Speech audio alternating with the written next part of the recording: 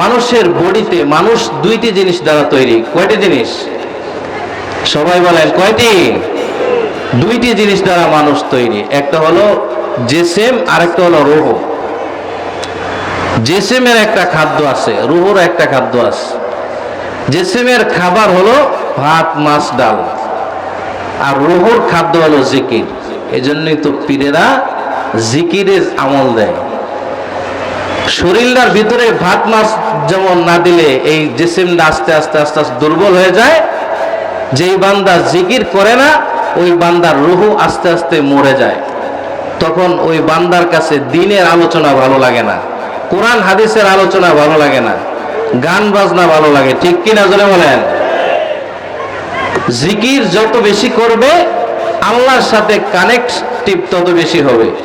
এজন্য বেশি বেশি জিকির করা। দিনের একটা সময়